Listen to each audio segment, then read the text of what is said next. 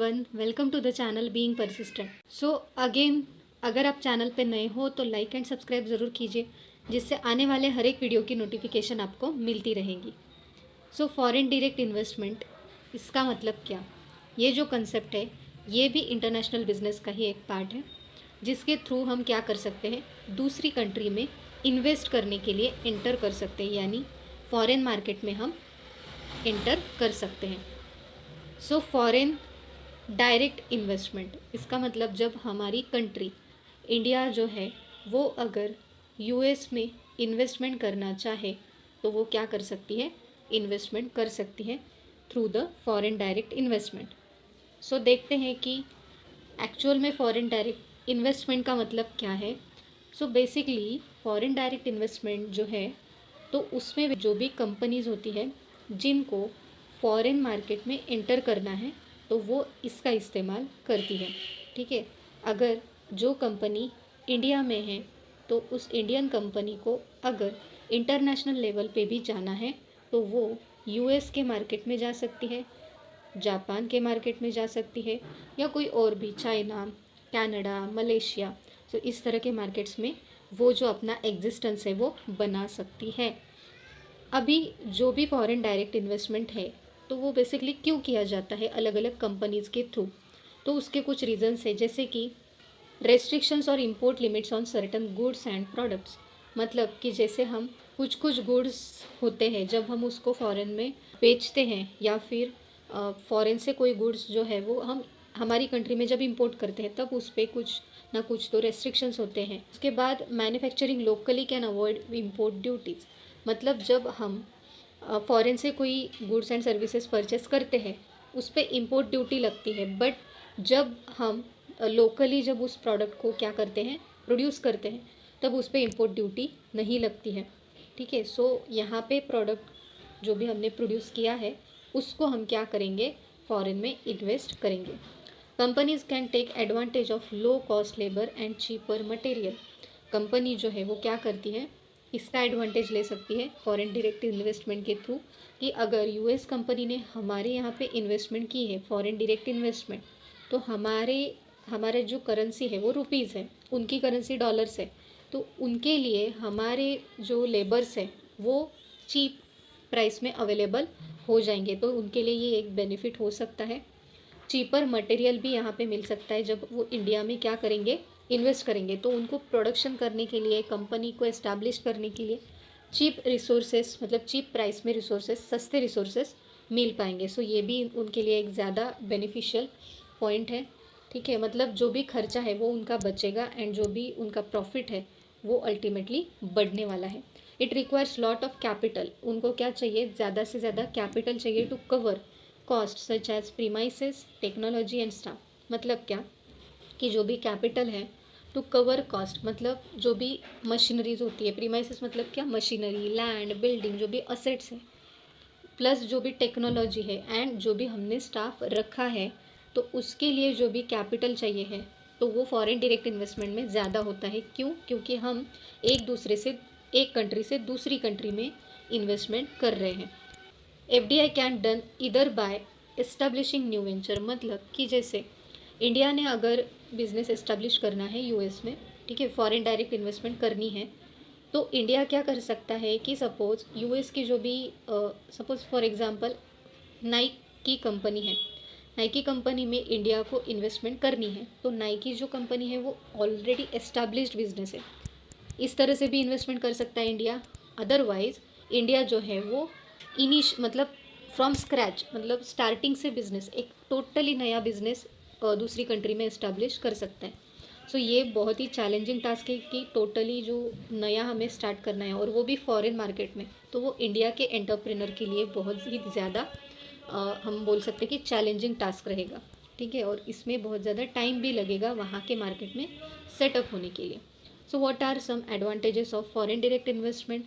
अभी you can retain your control. मतलब कि जैसे आप जब फॉरेन में इन्वेस्ट करते हो तो आप अपने प्रोडक्ट पर या अपने बिजनेस पर कंट्रोल कर सकते हो। Okay, so you can retain your control over the operations. मतलब क्या, कि आप अलग अलग ऑपरेशंस पे या उस कंपनी के मैनेजमेंट पे भी कंट्रोल कर सकते हो। And also other aspects of your business.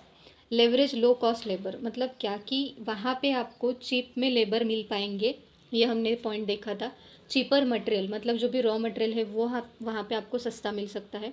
To reduce manufacturing cost, मतलब सपोज आपका जो लेबर कॉस्ट है एंड आपका जो मटेरियल कॉस्ट है, तो उसका खर्चा अगर बढ़ गया तो ऑटोमेटिकली आपका जो फिनिश प्रोडक्ट है, मतलब प्रोडक्ट में भी, प्रोडक्ट का जो भी खर्चा होगा, प्रोडक्ट की जो भी प्राइस होगी, तो उसमें भी क्या होगा, इंक्रीज़ होगा।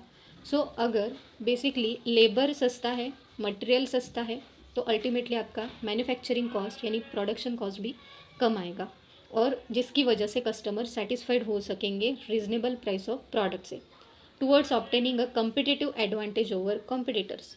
जिससे क्या होगा, सपोज एक पर्टिकुलर, मतलब इंडिया जो है, तो इंडिया के पास अलग अलग तरह की टेक्नोलॉजीज़ हैं, बट यूएस जो है, यूएस भी एक कंट्री है जो कि अलग अलग प्रोडक्शंस जो है वो तैयार, जो मटेरियल है वो तैयार करती है, एंड जो मटेरियल है वो तैयार करती तो है ही, बट वहाँ पे जो है वो अलग एडवांस टेक्नोलॉजी है।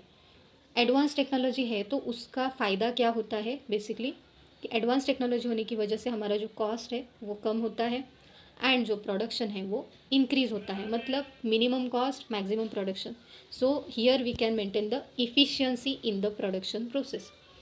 सो अगर ये हो तो उससे क्या होगा कि अल्टीमेटली आपको आपका जो कॉम्पिटिटर है उससे ज़्यादा एडवांटेज मिलेगा। So advance technology matters the most in any type of business.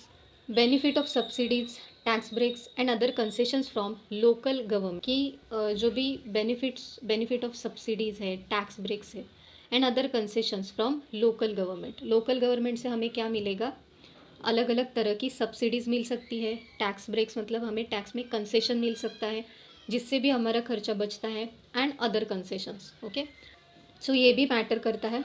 Next is increase employment and economic growth.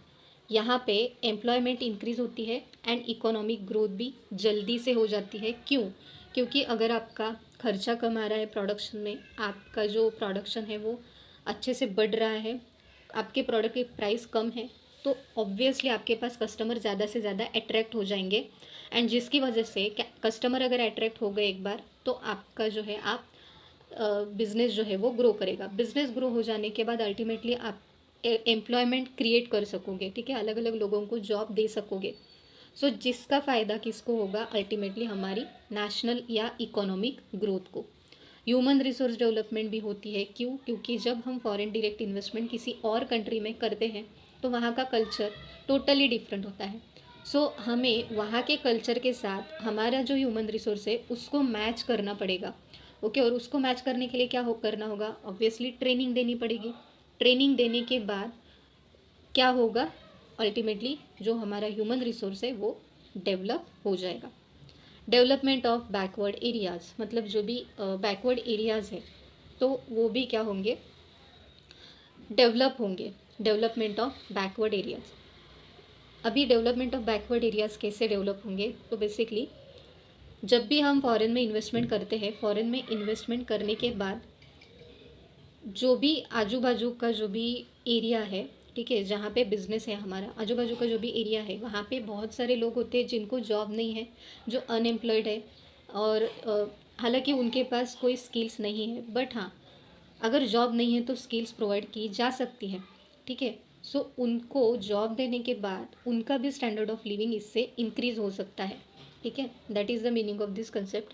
Provision of finance and technology, finance भी अलग अलग सोर्सेज के थ्रू हम क्या कर सकते हैं, रेज कर सकते हैं, एंड हम फॉरेन में इन्वेस्टमेंट कर रहे हैं तो वहाँ की टेक्नोलॉजी हमें हम वहाँ की टेक्नोलॉजी के बारे में पता चलता है, अलग अलग रिसर्च हम कर सकते हैं, ठीक है, और नई नई टेक्नोलॉजी के बारे में पता चलना, this is the most important aspect of any type of business.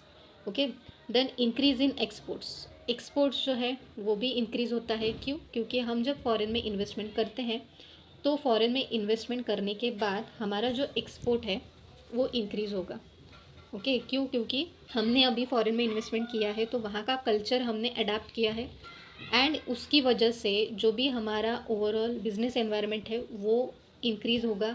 हमारे पास जो है एम्प्लॉयमेंट हम ज़्यादा क्रिएट या जनरेट कर पाएंगे, एंड एम्प्लॉयमेंट जनरेट करने के बाद हमारे जो भी एम्प्लॉयज़ है वो अपना बेस्ट प्रोडक्टिविटी हम अपनी बेस्ट प्रोडक्टिविटी उसमें देंगे। बेस्ट प्रोडक्टिविटी देने के बाद अल्टीमेटली क्या होगा कि जो भी आपका प्रोडक्ट है वो अलग अलग लेवल्स पे, नेशनल लेवल पे, इंटरनेशनल लेवल पे जाना जाएगा। And that unique product that you have created from your company, so that product you are able to export. Particular company वो प्रोडक्ट जो है वो एक्सपोर्ट कर सकती है। Exchange rate stability, exchange rate stability भी यहाँ पे होती है। जैसे अलग अलग करेंसीज है, यूरो है, जापानीज़ येन है, ठीक है, देन चाइनीज़ रेनमी भी है, यूएस डॉलर है। तो अलग अलग जब हम कंट्रीज़ के साथ एक्सपोर्ट इंपोर्ट करते हैं या फॉरेन एक्सचेंज करते हैं या इन्वेस्टमेंट करते हैं, तब वहाँ पे एक्सचेंज रेट स्टेबिलिटी भी हमें मिलती है। Stimulation of economic development, economic development हमारी कंट्री की भी होगी एंड सामने वाली कंट्री की भी होगी। हमारी कंट्री की क्यों होगी? क्योंकि हमने फॉरेन में इन्वेस्टमेंट किया है, तो हमें फॉरेन मार्केट में एक अलग आइडेंटिटी मिलेगी कि ये इंडियन प्रोडक्ट है, ये इंडियन कंपनी है। Okay, so our product become global. Then improved capital flow, हमारा जो कैपिटल फ्लो है वो भी बढ़ेगा। And creation of competitive market, competitive market भी जो है वो जनरेट होगा। ओके, क्योंकि अगर वहाँ पे हेल्दी कंपटीशन ही नहीं है तो कोई भी बिजनेस ग्रो नहीं कर पाएगा। सो healthy competition is necessary for any type of business. ठीक है, सो अगर एक बिजनेस ग्रो हो रहा है बट उसको compete करने वाला कोई और है ही नहीं, तो क्या होगा फिर कि वो जो पर्टिकुलर बिजनेस है जिसको कोई कॉम्पिटिटर नहीं है, तो उसमें क्या क्या वीकनेसेस है, उसको कहाँ कहाँ पे इम्प्रूव करना है, वो उसको पता नहीं चलेगा एंड वो उसी पोजीशन पे रहेगा। So healthy competition is must. So अभी डिसएडवांटेजेस क्या हैं? सो कुछ ना कुछ ऐसे चीज़ें भी है फॉरेन डायरेक्ट इन्वेस्टमेंट में कि जिसकी वजह से बहुत सारी मतलब बहुत सारे ऑब्स्टेकल्स आ सकते हैं बोथ ऑफ द कंट्रीज़, बहुत सारे ऑब्स्टेकल्स आ सकते हैं for both of the countries.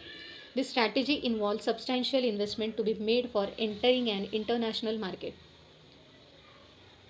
यहाँ पे क्या करना पड़ता है, पर्टिकुलर कंट्री को अगर फॉरेन कंट्री में इन्वेस्टमेंट करना है तो क्या करना होगा कि सब्सटैंशियल इन्वेस्टमेंट करनी होगी। मतलब कि उसके पास उतना कैपिटल या उतना फाइनेंस चाहिए, मतलब उसके बेसिस पे वो फॉरेन में इन्वेस्टमेंट कर सके।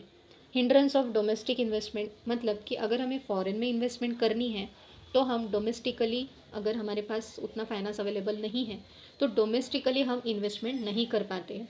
हाँ, बट अगर कोई प्रॉस्परस बिजनेस हो तो वो ये दोनों जगह पे कर सकता है। बट अगर कोई ग्रोइंग बिजनेस है तो फिर उसको डोमेस्टिकली इन्वेस्टमेंट करने में प्रॉब्लम आ जाती है। The risk from political changes, अभी पॉलिटिकली बहुत सारे चेंजेस होते रहते हैं। कोई पार्टीज़ अलग अलग कंट्रीज़ में अलग अलग गवर्नमेंट की पार्टीज़ होती है, कहीं पे अलग अलग जगह पे अलग अलग तरह का जो है क्या होते हैं पॉलिटिकल चेंजेस होते रहते हैं। ठीक है, कभी पॉलिसी चेंज हो जाती है, कभी गवर्नमेंट चेंज हो जाता है। तो इस तरह से अल्टीमेटली हमारी जो FDI पॉलिसी है उस पर भी अफेक्ट हो सकता है। ठीक है, क्योंकि अगर पहले गवर्नमेंट ने जो भी पॉलिसीज़ दी थी FDI से रिलेटेड, अगर कुछ 5-10 साल बाद दूसरी गवर्नमेंट आ जाए तो वो अलग से कुछ चेंजेस करेगी उसमें। सो उस तरह से बिजनेसेस को प्रॉब्लम्स उठाने पड़ते हैं। Negative exchange rate, negative exchange rate का भी सामना बिजनेसेस को करना पड़ता है। Higher cost, negative exchange rates का भी सामना बिजनेसेस को करना पड़ता है। हायर कॉस्ट होता है क्योंकि हम जब भी फॉरेन में इन्वेस्टमेंट करेंगे तो उनकी करेंसी के हिसाब से हमारी करेंसी जो है वो कम पड़ सकती है। ठीक है, या वाइस वर्सा हो सकता है। ठीक है, सो हायर कॉस्ट मतलब कि हमें बहुत ज़्यादा इन्वेस्टमेंट वहाँ पे करनी होगी। हायर कॉस्ट हो सकता है, हायर कॉस्ट किस वजह से कि जब आप फॉरेन में इन्वेस्टमेंट करते हो तो वहाँ पे इन्वेस्टमेंट करने के बाद आपका ये नहीं कि आपने सिर्फ फॉरेन डायरेक्ट इन्वेस्टमेंट किया, बिज़नेस स्टार्ट किया, बट इसके अलावा भी अगर आपका बिज़नेस वहाँ पे स्टेबल करना है तो वहाँ पे अलग अलग खर्चे आएंगे। ठीक है, एज़ पर देयर करेंसी। सो वो भी यहाँ पे मैटर करता है। तो higher cost is the most important thing. Then economic non viability, economic non viability मतलब क्या कि जैसे आपका एक पर्टिकुलर बिजनेस डोमेस्टिकली तो अच्छा चल रहा है बट आपको फॉरेन मार्केट में उतना ज़्यादा स्कोप नहीं मिल रहा है या उसके लिए आपको इतना ज़्यादा फाइनेंस अवेलेबल नहीं हो रहा है, और अगर फाइनेंस भी अवेलेबल हुआ तो आपका प्रोडक्ट जो है आपको उतना ज़्यादा इकोनॉमिकली स्ट्रेंथन या इकोनॉमिकली स्ट्रॉन्ग नहीं बना पा रहा है। ओके, सो ये चीज़ें यहाँ पे आ सकती है।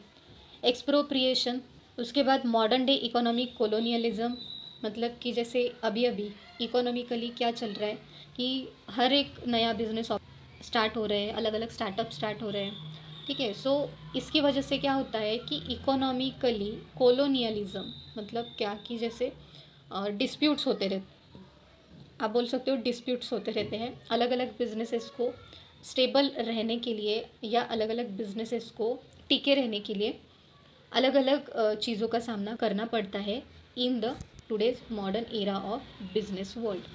Poor performance, yes poor performance, आपने इन्वेस्टमेंट किया है फॉरेन में बट आपका वहाँ पे परफॉर्मेंस कैसा है, ठीक है। इन्वेस्टमेंट किया है इनिशियली एकदम with a great excitement, but अगर आपका बिजनेस वहाँ पे अच्छा परफॉर्म नहीं कर पाता है तो आपको इसका बहुत ज़्यादा खर्चा उठाना पड़ सकता है, ठीक है। सो पुअर परफॉर्मेंस भी यहाँ पे एक डिसएडवांटेज आपका बन सकता है। सो यहाँ पे क्या करना पड़ेगा कि आपका डोमेस्टिकली परफॉर्मेंस कैसा है और उसके बेसिस पे आप क्या कर सकते हो कि अगर येस आपके डोमेस्टिकली या नेशन में जो भी पॉपुलेशन है वो आपके प्रोडक्ट से या बिजनेस से सेटिस्फाइड है, ठीक है, तो आप क्या कर सकते हो फॉरेन डायरेक्ट इन्वेस्टमेंट का जो भी आइडिया है वो अडॉप्ट कर सकते हो। बट अगर आप डोमेस्टिकली ही स्टेबल नहीं हो तो आप फॉरेन में ज़्यादा दिन तक अच्छा परफॉर्म नहीं कर पाओगे। So that is the main concern. So poor performance. So ये था फॉरेन डायरेक्ट इन्वेस्टमेंट का एक नॉर्मल या जनरल कंसेप्ट, ठीक है, जिसमें हमने एडवांटेजेस एंड डिसएडवांटेजेस देखे। सो अभी फॉरेन डायरेक्ट इन्वेस्टमेंट अलग अलग वेज थ्रू किया जाता है, जैसे हॉरिजॉन्टल। हॉरिजॉन्टल मतलब क्या कि जैसे primarily revolves around investing funds, okay, in foreign company, मतलब कि जैसे जो भी हॉरिजॉन्टल एफडीआई है, so this horizontal FDI revolves around investing funds, मतलब कि जो भी फॉरेन डायरेक्ट इन्वेस्टमेंट है तो वो जब हमें करनी है दूसरी कंट्री में तो क्या करना पड़ेगा हमें, in a foreign company belonging to same industry, मतलब अगर टाटा की कंपनी है ऑटोमोबाइल की तो वो फॉरेन में जो भी कंपनी होगी तो ऑटोमोबाइल की ही कंपनी में इन्वेस्टमेंट करेगी, means investment in the same industry और in the same product, you can say owned और operated by FDI investor. Clear, मतलब सेम इंडस्ट्री यहाँ पे जो है ये हाईलाइटेड पॉइंट है। देन है वर्टिकल एफडीआई। वर्टिकल एफडीआई मतलब क्या, ये जो कंसेप्ट है ये बहुत इंपॉर्टेंट है, तो यहाँ पे ध्यान रखिए कि वर्टिकल मतलब जैसे भी अगर सपोज यहाँ पे जापान है, India and US, okay, these are the 3 countries. So अभी फॉर एग्जांपल इंडिया जो है वो ऑटोमोबाइल या कार मैन्युफैक्चरिंग कर रही है, ओके। सो कार मैन्युफैक्चरिंग कर रही है, कार्स बना रही है, बट कार्स को बनाने के लिए जो रॉ मटेरियल या पार्ट्स चाहिए इंजीनियरिंग के अलग अलग, वो हम कहाँ से ले रहे हैं, जापान से। क्लियर, सो रॉ मटेरियल हमने कि कहाँ से परचेस किया, जापान से परचेस किया, एंड जो भी हमने उस रॉ मटेरियल से जो भी कार बनाई या प्रोडक्ट बनाया वो हमने कहाँ सप्लाई किया, यूएस में। क्लियर, सो ये हुआ हमारा vertical FDI. Vertical FDI occurs when an investment is made with in typical supply chain. ये क्या हुआ, सप्लाई चेन हुआ, एक जगह से आप क्या कर रहे हो, परचेस कर रहे हो जो कि आपके प्रोडक्ट की रॉ मटेरियल की कंपनी है, वहाँ पे आपने एक इन्वेस्टमेंट किया, एंड दूसरा जो है जो आपका प्रोडक्ट खरीदने वाली है ऐसी कंपनी में आपने इन्वेस्टमेंट किया। ये 2 कंपनीज़ में अगर आप इन्वेस्टमेंट करते हो तो उसको हम बोलते हैं vertical FDI. This is the vertical FDI, okay. Vertical FDIs are further categorised as backward vertical integration and forward, okay. Backward vertical मतलब क्या कि जैसे अभी रॉ मटेरियल की तरफ अगर इन्वेस्टमेंट कर रही है Indian company, so this is the backward, क्यों, क्योंकि बैक जा रही है प्रोडक्शन प्रोसेस में। एंड अगर फिनिश प्रोडक्ट की कंपनी में सेम इंडस्ट्री में अगर इन्वेस्टमेंट कर रही है तो that is called as forward FDI और forward vertical integration, okay. So after then next type is conglomerate FDI. Conglomerate मतलब क्या, कॉन्ग्लोमरेट मतलब कि जैसे एक दूसरी मतलब 2 कंपनीज जो है उनका एक दूसरे से कोई भी रिलेशन नहीं है या कोई भी इंटरकनेक्शन नहीं है। एक है ऑटोमोबाइल इंडस्ट्री, दूसरी है mobile industry. Okay, so these two are the different products. Okay, so ये जो अलग अलग इंडस्ट्रीज़ है, तो इन दोनों इंडस्ट्रीज़ को जो है जब एक दूसरे में इन्वेस्टमेंट करना हो तो that is called as conglomerate FDI। After then green field investment. Green field investment मतलब कि जैसे when a company sets up a whole new unit from scratch, मतलब जब भी कंपनी एक पर्टिकुलर यूनिट जो है स्क्रैच से स्टार्ट करती है इन अ फॉरेन कंट्री में जब एक कंपनी नया यूनिट स्टार्ट करती है स्क्रैच से, मतलब क्या कि एकदम शुरुआत से, एकदम स्टार्टिंग से जब कोई नया बिजनेस फॉरेन कंट्री में एस्टेब्लिश करती है तो उसको हम बोलते हैं green field investment. It is called as green field investment and it requires infrastructure, human resource, acquiring, support service and vendors. इसके लिए उसको सारी चीज़ें लगेगी, क्योंकि क्या है, वो बिज़नेस जो है जो फॉरेन कंट्री में वो एस्टेब्लिश करने जा रही है that is not the established business. Okay, so उसको वहाँ पे सेटअप होने के लिए ह्यूमन रिसोर्स यानी कि एम्प्लॉयज़ और स्टाफ भी लगेगा, infrastructure, land, building, machinery, equipments, ये सारी चीज़ें, एक्वायरिंग सपोर्ट सर्विसेज, ठीक है, जैसे अलग अलग तरह की सर्विसेज, इंश्योरेंस, बैंकिंग, वेंडर्स भी लगेंगे, suppliers. Okay, next is brown field. यहाँ पे एग्जिस्टिंग बिजनेस है उसी में आप इन्वेस्टमेंट करने वाले हो, जैसे नाइकी का एग्जांपल बताया था, या फिर मैकडोनल्ड्स है। कार्स में देखा जाए तो BMW या फिर मर्सिडीज़ बेंज, या फिर अलग अलग जो भी कंपनीज़ है, ठीक है, कोका कोला, पेप्सी। सो ये जो बिजनेसेस है वो ऑलरेडी एस्टेब्लिश्ड है, एंड अगर हमारे कंट्री के इन्वेस्टर्स को उस कंट्री के कंपनी में, पर्टिकुलर कंपनी में इन्वेस्टमेंट करनी है, so that is called as brown field investment, the business which is already established in that particular country.